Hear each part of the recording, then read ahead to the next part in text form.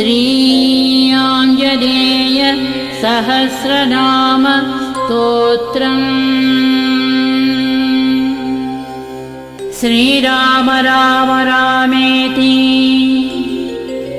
रमे रामे मनोरमे सहस्रनाम तत्तुल्यम् रामनाम वरानने।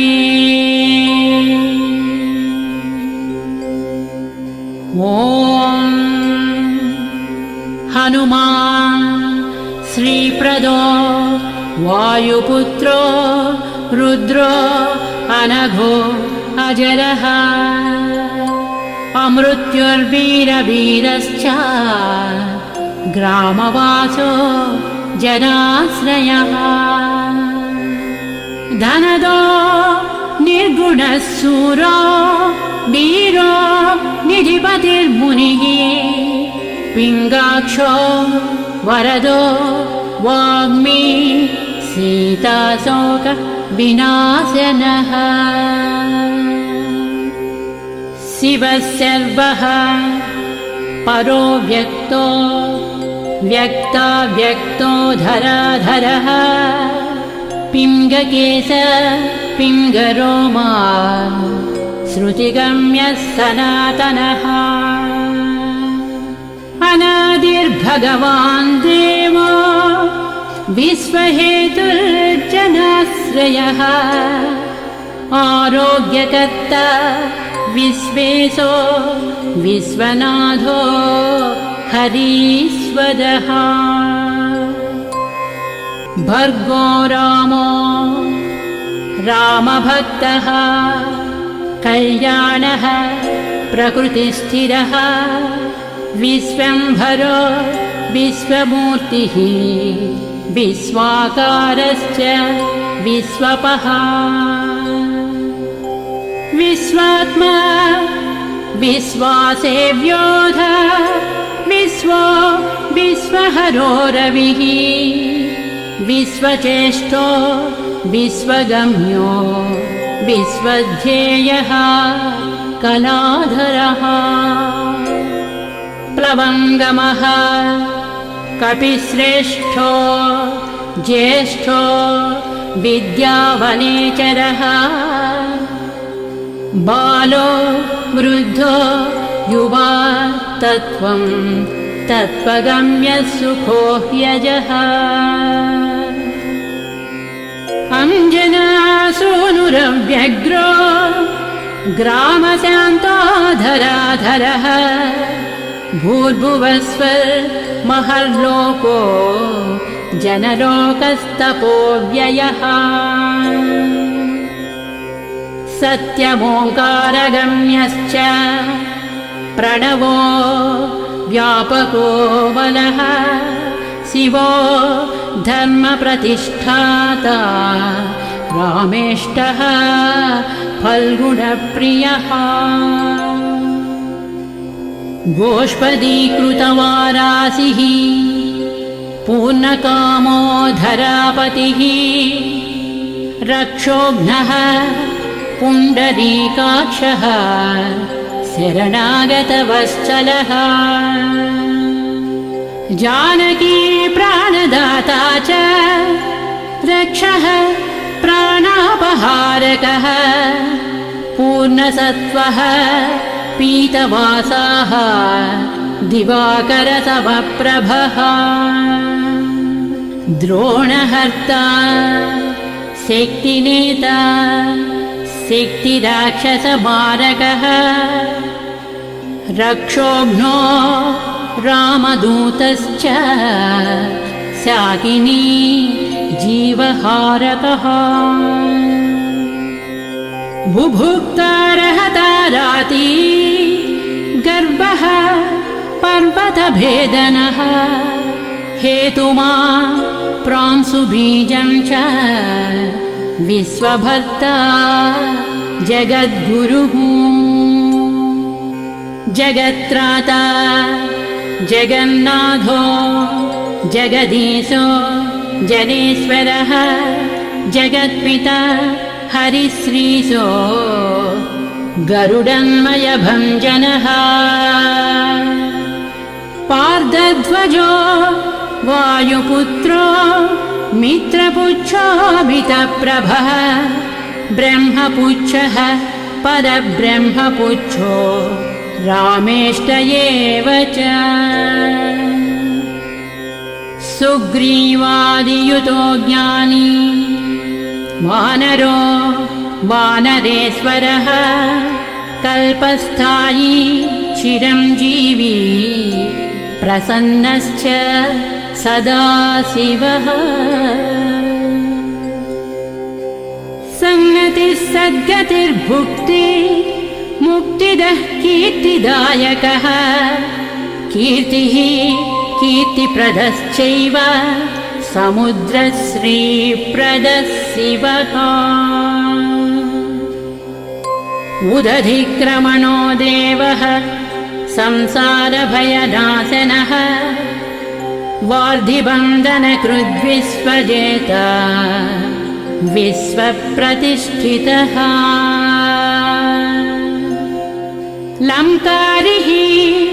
कालपुरुषो लङ्केशे गृहभञ्जनः भूतावासो वासुदेवो वसुस्त्रिभुवनेश्वरः श्रीरामदूतः कृष्णश्च लङ्काप्रासादभञ्जनः कृष्णः कृष्णस्तुतः शान्तः शान्तिदो विश्वपावनः श्रीरामदूतः कृष्णश्च लङ्काप्रासादभञ्जनः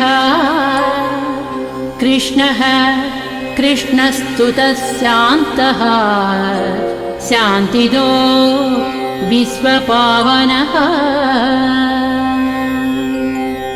विश्वभोक्ता च वारिघ्नो ब्रह्मचारी जितेन्द्रियः ऊर्ध्वगोलाङ्गुलीमाली लाङ्गूलहतराक्षसः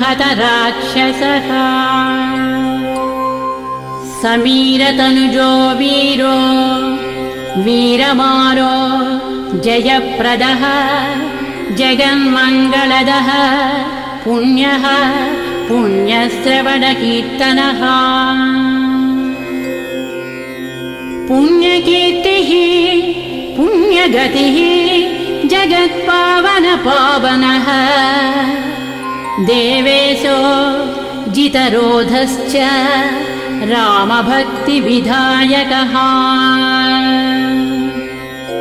ध्याता ध्येयो सभसाक्षी चेतश्चैतन्यविग्रहः ज्ञानदः प्राणदः प्राणो जगत्प्राणः समीरणः विभीषणप्रियः शूरः पिप्पलाश्रयसिद्धिरः सुहृत्सिद्धाश्रयः कालः कालभक्षकभर्जितः लङ्केशनिधनस्थायी लङ्कादाहक ईश्वरः चन्द्रसूर्याग्निनेत्रश्च कालाग्निः प्रलयान्तकः कपिलः कपीशः पुण्यराशिद्वादशराशिगः सर्वाश्रयो प्रमेयात्मा रेवत्यादिनिवारकः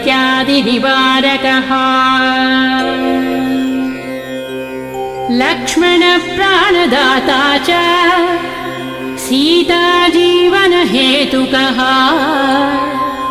रामध्येयो हृषीकेशो विष्णुभक्तो जटीबली देवानिदर्पः होता कर्ता हर्ता जगत्प्रभुः नगरग्रामपालश्च शुद्धो बुद्धो निरन्तरः निरञ्जनो निर्विकल्पो गुणातीतो भयङ्करः हनुमांश्च दुराराध्य सप्तः साध्यो अमरेश्वरः जानकी घनशोकोद्धतापहर्ता परात्परः वाङ्मयः सदसद्रूपकारणं प्रकृतेः परः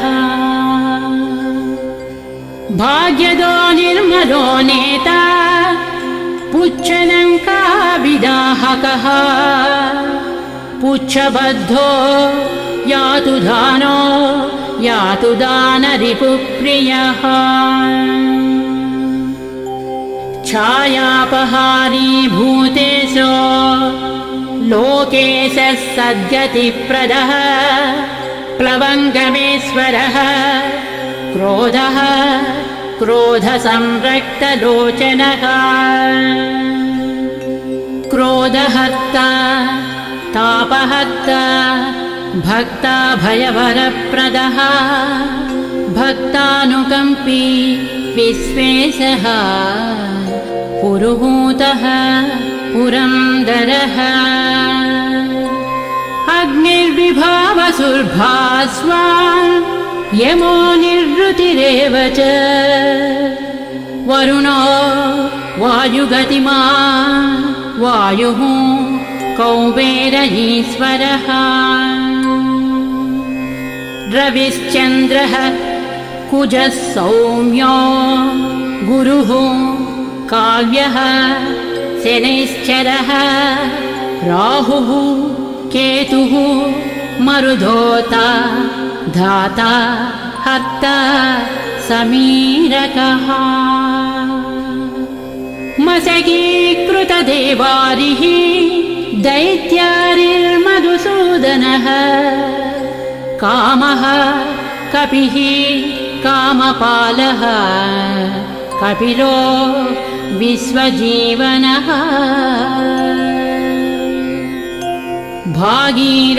भागीरथीपदाम्बोजः सेतुबन्धविशारदः स्वाहा स्वधा हविः कव्यं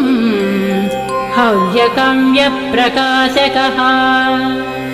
स्वप्रकाशो महावीरो लघुश्चामितविक्रमः प्रडीनोड्डीनगतिमान् सद्गतिः पुरुषोत्तमः जगदात्मा जगद्योनिः जगदन्तो ह्यनन्तकः विपाप्मा निष्कलङ्कश्च महदहं कृतिः खं वायुः पृथिवी आपो वह्निर्दिक्कालयेव च क्षेत्रज्ञः क्षेत्रपालश्च पल्वलीकृतसागरः हिरण्मयः पुराणश्च खेचरो भूचरो मनुः हिरण्यगर्भः सूत्रात्मा राजराजो विशाम्पतिः वेदान्तवेद्योद्गीधश्च वेदवेदाङ्गपारगः प्रतिग्रामस्थितः सद्यस्फूर्तिदाता गुणाकरः नक्षत्रमाली भूतात्मा सुरभिः कल्पपादपः चिन्तामणिः गुणनिधिः प्रजापतिरनुत्तमः पुण्यश्लोकः पुरारातिः ज्योतिष्मान् शार्भरीपतिः किलिकिल्यारवत्रस्तभूतप्रेतपिशाचकः ऋणत्रयहरः सूक्ष्मस्थूलः सर्वगतः पुमान् अपस्मारहरः स्मर्ता श्रुतिर्गाधा स्मृतिर्मनुः स्वर्गद्वारः प्रजाद्वारो मोक्षद्वारः कपीश्वरः नादरूपः परब्रह्म ब्रह्म ब्रह्मा पुरातनः एकोनैको जन्मशुक्लः स्वयं ज्योतिरनाकुलः ज्योतिर्ज्योतिरनादिश्च सात्विको राजसत्तमः तमोहर्ता निरालम्बो निराकारो गुणाकरः गुणाश्रयो गुणमयो बृहत्कायो बृहदृशः बृहद्दनुर्बृहत्पादो बृहन्मूर्धा बृहत्सपः बृहत्कर्णो बृहन्नासो बृहन्नेत्रो बृहद्गळः बृहद्यत्नो बृहच्चेष्टो बृहत्पुच्छो बृहत्करः बृहद्गतिर्बृहत्सेव्यो बृहल्लोकफलप्रदः बृहच्छक्तिर्बृहद्वाञ्छफलदो बृहदीश्वरः बृहल्लोकनुतो द्रष्टा विद्यादाता जगद्गुरुः देवाचार्य सत्यवादी ब्रह्मवादी कलाधरः सप्तपातालगामी च मलयाचलसंश्रयः उत्तरास्यास्थितः श्रीदो दिव्यौषधवशः खगः शाखामृगः कपीन्द्रश्च पुराणश्रुतिसञ्चरः चतुरो ब्राह्मणो योगी योगगम्यः परात्परः अनादिनिधनो व्यासो वैकुण्ठः पृथिवीपतिः पराजितो जितारातिः सदानन्दश्च ईशिता गोपालो गोपतिर्गोप्ता कलिः कालः परात्परः मनोवेगी सदा योगी संसारभयनाशनः तत्त्वदाता च तत्त्वज्ञः तत्त्वं तत्त्वप्रकाशकः शुद्धो बद्धो नित्यमुक्तो युक्ताकारो जयप्रदः प्रलयोमितमायाश्च मायातीतो विमत्सरः मायानिर्जितदक्षश्च मायानिर्मितविष्टपः मायाश्रयश्च निर्लेपो मायानिर्वञ्चक सुखः सुखी सुखप्रदो नागो महेशकृतसंस्तवः महेश्वरः सत्यसन्धः शरभः कलिपावनः रसोरसज्ञः सम्मानः तपश्चक्षुश्च भैरवः घ्राणो गन्ध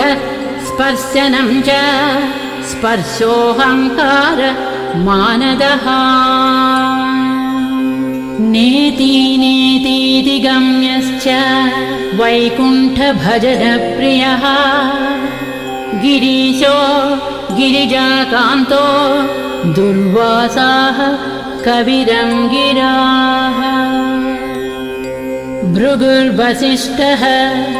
च्यवनस्तुम्बुरुर्नारदो मलः विश्वक्षेत्रं विश्वबीजं विश्वनेत्रश्च विश्वपः याजको याजमानश्च पावकः पितरस्तथा श्रद्धा बुद्धिः क्षमा तेन्द्रा मन्त्रो मन्त्रयुतस्वरः राजेन्द्रो भूपतिः कण्ठमाली संसारसारथिः नित्यः सम्पूर्णकामश्च भक्तकामधुगुत्तमः गणपः कीशपो भ्राता पिता माता च मारुतिः सहस्रशीर्ष पुरुषः सहस्राक्ष सहस्रपात् कामाजित् कामदहनः कामः काम्यफलप्रदः मुद्राहारी च रक्षोघ्नः क्षितिभारहरो बलः न कदंष्ट्रायुधो विष्णुभक्तो भयवरप्रदः दर्पः दर्पदो दृप्ता शतमूर्तिः अमूर्तिमान्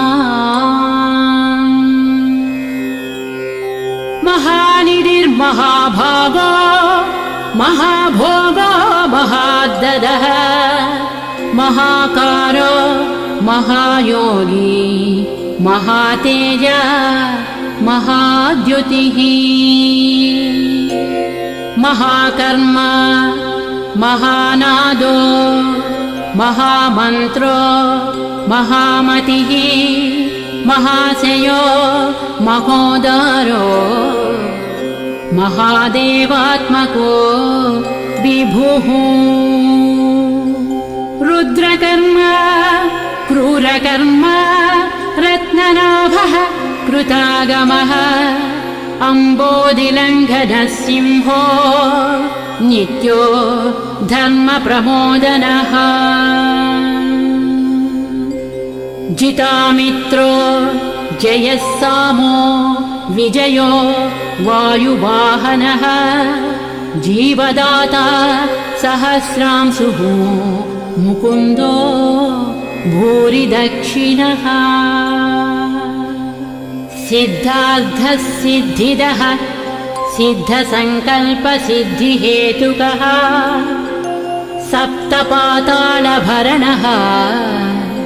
सप्तर्षिगणवन्दितः सप्ताब्दिलङ्घनो वीरः सप्तद्वीपोरुमण्डलः सप्ताङ्गराज्यसुखदः सप्तमातृनिषेवितः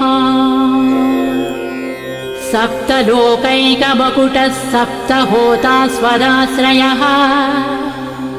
सप्तच्छन्दोनिधिः सप्तच्छन्द सप्तजनाशयः सप्तसामोपगीतश्च सप्तपातालसंश्रयः मेधावी कीर्तिदः शोकहारी दौर्भाग्यनाशनः सर्ववश्यकरो भर्गो दोषघ्नः पुत्रपौत्रदः प्रतिवादी मुखस्तम्भो दुष्टचित्तप्रसादनः पराभिचारशमनो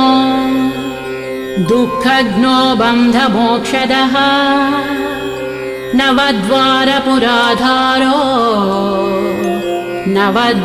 नवद्वारनिकेतनः नरनारायणस्तुत्यो नरनाथो महेश्वरः मेखली कवचे खड्गी ब्राजिष्णुर्विष्णुसारथिः बहुयोजनविस्तीर्णपुच्छः पुच्छहतासुरः दुष्टग्रहनिहन्ता च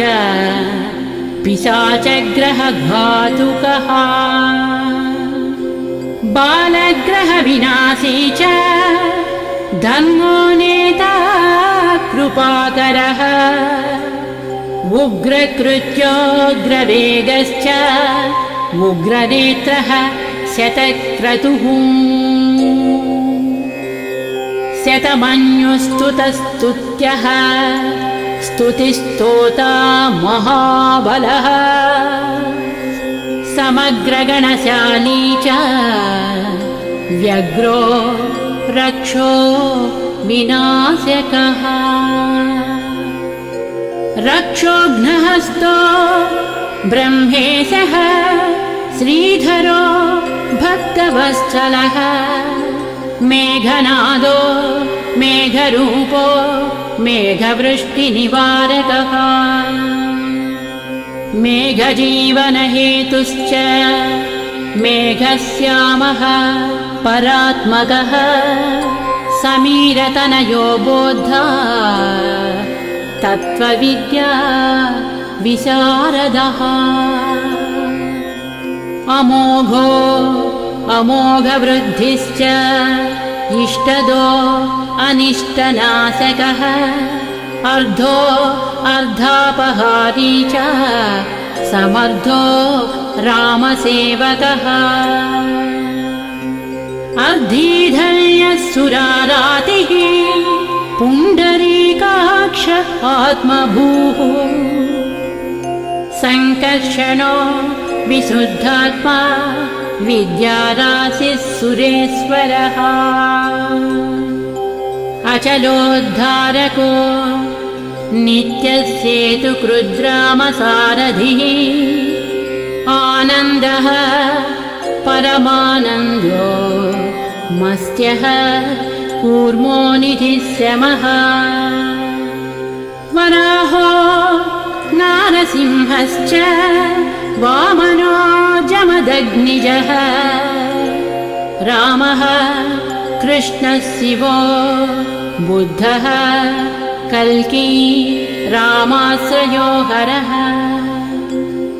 नन्दी भृङ्गी च चण्डी च गणेशो गणसेवितः कर्माध्यक्षः सुराध्यक्षो विश्रमो जगतां पतिः जगन्नाथः कपिश्रेष्ठः सर्ववासः सदाश्रयः सुग्रीवादिस्तुतः शान्तः सर्वकर्मप्लवङ्गमः नखदारितरक्षश्च नखायुधविशारदः कुशलः सुधनः शेषो वासुकिस्तक्षकस्वरः स्वर्णवर्णो बलाढ्यश्च रामपूज्यो घनाशनः कैवल्यदीपः कैवल्यो गरुडः पन्नगो गुरुः किल्यारावहताराति गर्वः पर्वतभेदनः वज्राङ्गो वज्रवेगश्च भक्तो वज्रनिवारकः नखायुधो मणिग्रीवो ज्वालामाली च भास्करः प्रौढप्रतापस्तपनो भक्ततापनिवारकः शरणं जीवनं भोक्ता नानाचेष्टो ह्यचञ्चलः सुस्वस्थोष्टास्यः दुःखशमनः पवनात्मजः पावनः पवनः कान्तो भक्तागस्सहनो बलः मेघनादरिपुर्मेघनाद स संहृतराक्षसः क्षरोक्षरो विनीतात्मा वानरेशः सतां गतिः श्रीकण्ठः सितिकण्ठश्च सहायः सहनायकः अस्तूलस्त्वननुः भर्गो देवः संहृतिनाशनः अध्यात्मविद्यासारश्च अध्यात्मकुशलः सुधीः अकल्मषः सत्यहेतुः सत्यगः सत्यगोचरः सत्यगर्भः सत्यरूपः सत्यं सत्यपराक्रमः अंजनाप्राणलिङ्गश्च वायुवंशोद्भवः सुधीः भद्ररूपो रुद्ररूपः सुरूपश्चित्ररूपधृत् मैनाकवन्दितः सूक्ष्मदर्शनो विजयोजयः क्रान्तदिग्मण्डलो रुद्रः प्रकटीकृत विक्रमः कम्बुकण्ठः प्रसन्नात्मा ह्रस्वनासो वृकोदरः लम्बोष्ठः कुण्डली चित्रवाली योगविदाम्बरः विपश्चित्कविरानन्दविग्रहो अनन्यशासनः फल्गुनीसूनुरव्यग्रो योगात्मा योगतत्परः योगवेद्यो योगरक्तो योगयोनिर्दिगम्बरः अकारादिक्षकारान्त वर्णनिर्मित विग्रहः उलूखलमुखः सिंहः संस्तुतः परमेश्वरः श्लिष्टजङ्घः श्लिष्टजानुः श्लिष्टपाणिः शिखाधरः सुशर्मामितशर्मा च नारायणपरायणः जिष्णुर्भविष्णुरोचिष्णुर्ग्रसिष्णुस्थाणुरेव च हरिरुद्रानुकृद्वृक्षकम्पनो भूमिकम्पनः गुणप्रवाहसूत्रात्मा वीतरागस्तुतिप्रियः नागकन्याभयध्वंसी रुक्मवर्णः कपालभृत् अनाकुलो भवोपायो नपायो वेदपारगः अक्षरः पुरुषो लोकनाथो रक्षः प्रभुर्दृढः अष्टाङ्गयोगफलभुक् सत्यसन्धः पुरुष्ठुतः श्मशानस्थाननिलयः प्रेतविद्रावणक्षमः पञ्चाक्षरपरः पञ्चमातृको रञ्जनध्वजः योगिनी बृन्दवन्द्यश्च शत्रुघ्नो अनन्तविक्रमः ब्रह्मचारी इन्द्रियरिपुः धृतदण्डो दशात्मकः अप्रपञ्चः सदाचारः शूरसेनविदारकः वृद्धप्रमोदश्चानन्दः सप्तजिह्वापतिर्धरः नवद्वारपुराधारः प्रत्यग्रसामगायकः षट्चक्रधामा स्वर्लोको भयहृन्मानदो मदः सर्ववश्यकरः शक्तिर्नेता च अनन्तमङ्गलः अष्टमूर्तिधरो नेता विरूपस्वरसुन्दरः धूमकेतुर्महाकेतुः सत्यकेतुर्महारथः नन्दिप्रियः स्वतन्त्रश्च मेखली समरप्रियः लोहाङ्गः सर्वविद्धन्वी षट्कलः सर्व ईश्वरः फलभुक्कल्पहस्तश्च सर्वकर्मफलप्रदः धर्माध्यक्षो धर्मफलो धर्मो धर्मप्रदोद्धतः पञ्चविंशतितत्त्वज्ञस्तारकब्रह्म तत्परः त्रिमार्गवसतिर्भीमः सर्वदुःखनिबर्हणः ऊर्जस्वान् निर्गलशूली माली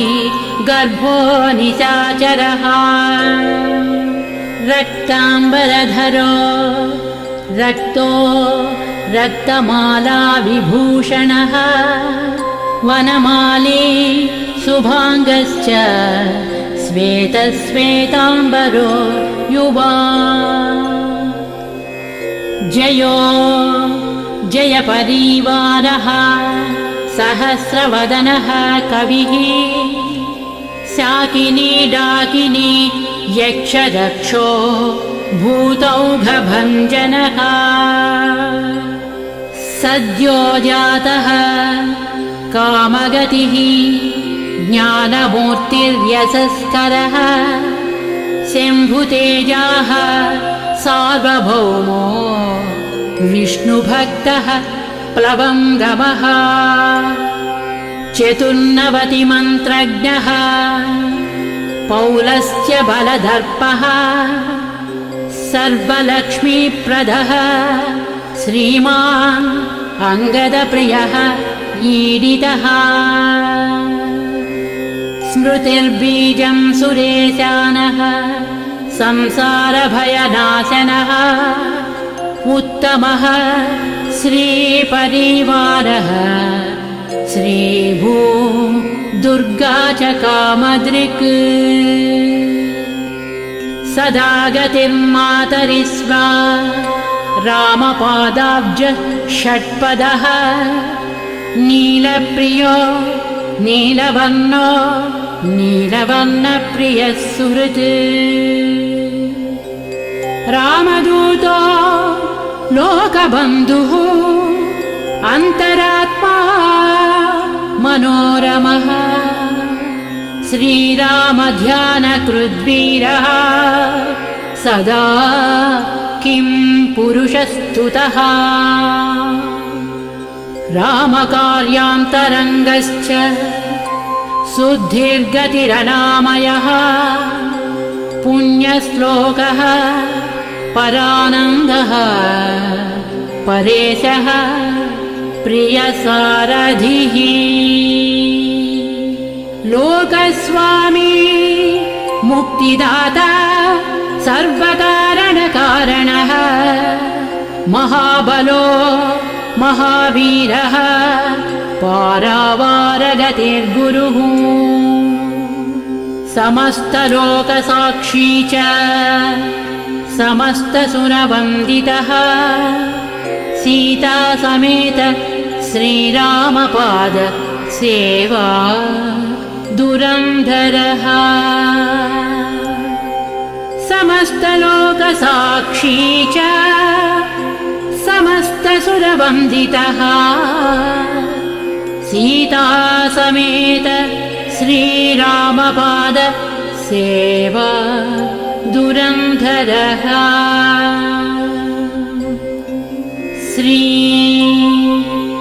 आञ्जनेय सहस्रनामस्तोत्रम्